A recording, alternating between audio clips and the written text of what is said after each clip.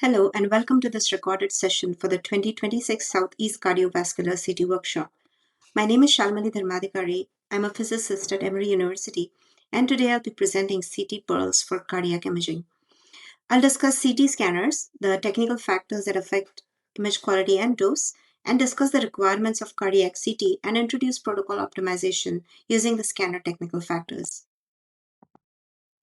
Here's a quick overview of CT scanner construction. The CT scanner has an X-ray source that is mounted inside a rotating gantry, has a detector on the opposite side that rotates with the source. And each of these component designs will be briefly discussed in the following slides. The X-ray tube is the source of X-rays. It consists of a vacuum-sealed glass tube that has a cathode and an anode that are maintained at a high potential using a high-voltage source. The cathode emits electrons, which are attracted towards the anode, and X-rays are produced when the high-speed electrons impinge on the target anode. The potential difference across the tube is termed as kV or kVp. This is because the X-ray spectrum produced will have X-rays of different energies, such as polyenergetic, and the maximum energy is governed by the voltage applied. The tube current is termed as MA, and the time to complete one rotation is given as the rotation time. There is filtration at the source that eliminates low energy photons, and in some systems, like dual energy, it also enhances the spectral spread. All these influence the radiation output as well as the image quality.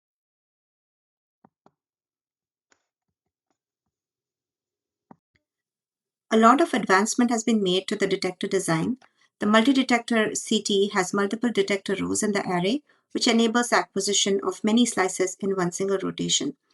Wide array detectors are now seen on some scanners, for example, the 256 or the 320 row detector, which enables acquisition of entire heart in one rotation.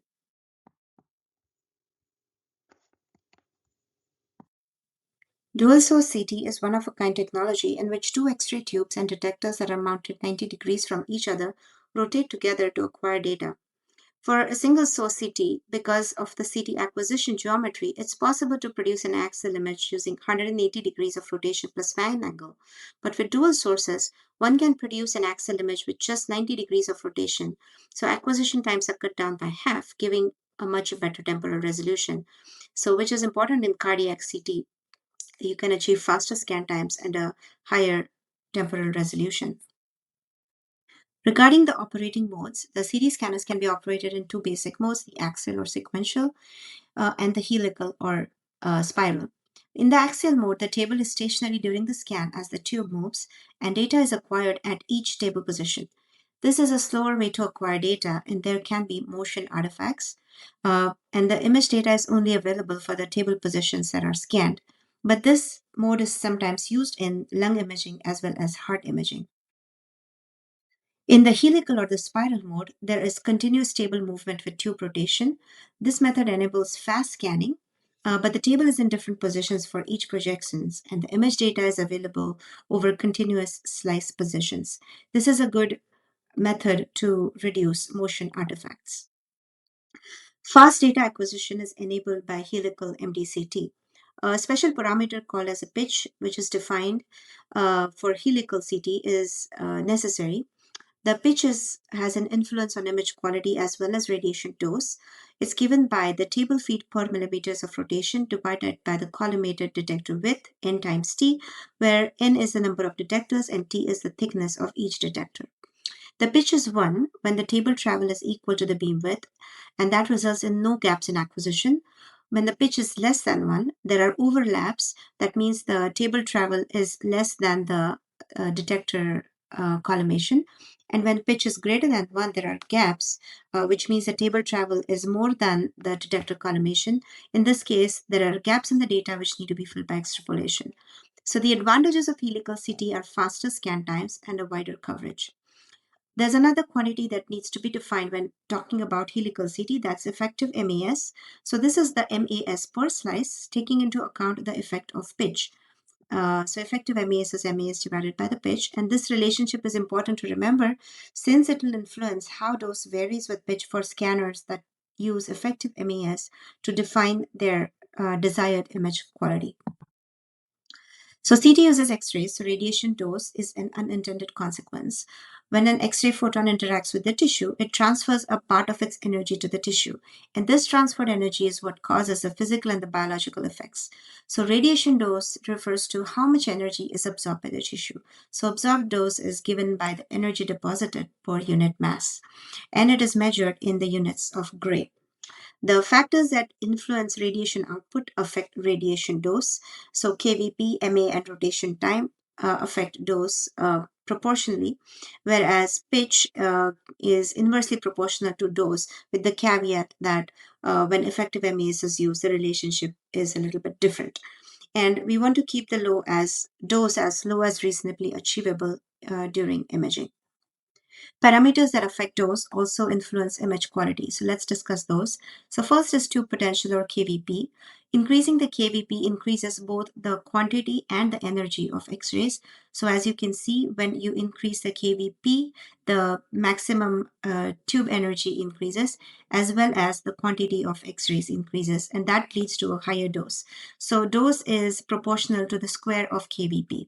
So doubling the KVP will lead to quadruple the dose. Increasing kVp has an effect on the noise. It usually reduces with increasing kVp as the photons increase, and increasing the kVp reduces contrast as the beam becomes more penetrating. Increasing the tube current time product, which is MAS, also affects the quantity of X-rays, which can be seen as on the figure on the right, and it also affects the dose. So it is a linear relationship. So dose is directly proportional. So half the MAS, and you will reduce the patient dose by half. Image noise is inversely proportional to the square root of MAS, and that can be seen in this picture. So on the left, you have an image acquired with 100 MA, and on the right, you have an image acquired with 50 MA. When you halve the MES, your noise increases by 40%. Generally speaking, increasing the pitch will reduce the dose because there are gaps in acquisition, while decreasing the pitch will increase the dose due to overlap. However, as mentioned earlier, this relationship is complicated for scanners that use the concept of effective MES or MAS per slice and adapt that for a set image quantity. Increasing the pitch will lead to increase in image artifacts, and typically artifacts start to occur when pitch settings of 2 or more are used. When we reduce the slice thickness when keeping all other parameters constant, we increase the z-axis spatial resolution. So we have better detail along the patient's length. We also reduce the partial volume artifacts, so structures are less blurred together, and that leads to improved contrast resolution, which allows for better differentiation of tissues. However, thinner slices have trade-offs because there is increase in image noise due to lower number of photons being contributing to an image. So an important concept is to remember is to when we decrease slice thickness by half, we need to approximately double the radiation dose or MAS for maintaining the same image quality, image noise. So let's review cardiac CT, which has some specific requirements.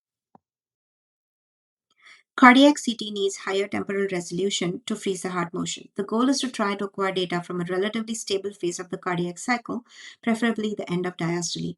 And the length of diastolic phase really depends on the heart rate. So higher heart rates tend to have smaller R2R intervals and reduced diastolic phase, which requires high temporal resolution. As we noted earlier, to produce one cross-sectional image, data acquired from 180 degrees of parallel data projections are necessary. For single source, one half rotation of the gantry is necessary to acquire the data from the 180 degrees. So in addition, gantry rotation times have physical limitations for single source. So the achievable temporal resolution is about 165 milliseconds, which may not be sufficient when heart rates are high. Another reconstruction method that may be used when using single source data is using data from multiple heartbeats, but it is subject to errors when there are heartbeat to heartbeat variations. So the requirements of cardiac CT are high spatial resolution, so sub-millimeter resolution to visualize coronary arteries and calcifications, high contrast to noise ratio, ideal to complete in one breath hold, and wider collimation for coverage of the entire heart. And this is why the cardiac CT exams tend to have a higher radiation dose than other radiology applications. So, in summary, the factors that affect temporal resolution are acquisition mode, reconstruction method, and rotation time. Spatial resolution is affected by the detector configuration, slice thickness, reconstruction interval, and image contrast is affected by KVP and MA. So, just as we discussed the CT acquisition modes, there are cardiac specific acquisition modes we'll take a look at. These are prospectively gated CT, retrospectively gated CT, and a flash or spiral, which is a high pitch CT. And gating in this case means synchronized with ECG signal. Prospective ECG gating is a step and shoot or axial mode.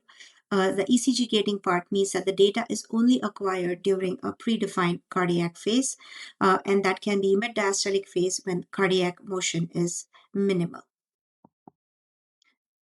The gating of the ECG trigger can be absolute, it can be in terms of milliseconds, or it can be relative in terms of percentage of the cardiac phase. So for diastole, for example, the relative would be around 75% and systole would be around 35%. So the scanner would only trigger acquisition during the selected trigger phase, relative or absolute. The advantages of this method are lower radiation dose. It's useful for patients who have a low heart rate, less than 70 beats per minute. However, it relies on accurate prediction of the next cardiac cycle, so it reaches limits with patients who have severe arrhythmia. And the disadvantage is that it doesn't provide any functional data and it may be deteriorated by motion or arrhythmia. In retrospective CT, this is the spiral acquisition. The X-ray tube is on continuously as the tube rotates, and the pitch of this acquisition mode depends upon the heart rate. So the CT scan is applied continuously as the table moves, and so no two CT projections are required at the same slice. Retrospective uses a low pitch to avoid gaps in reconstruction, and the information about the subject's heart cycle is recorded and then used retrospectively to reconstruct the data. Again, the trigger for the retrospective CT can be absolute milliseconds or relative in percentage phase. Retrospective ECG gating is useful when patients have irregular or high heart rates. And the best phase can be chosen retrospectively using the information from ECG, so which is called as ECG editing. And it also provides functional data because all data from all phases of the cardiac cycle is captured. However, the disadvantage is the increased radiation dose because the data is acquired throughout the cardiac cycle.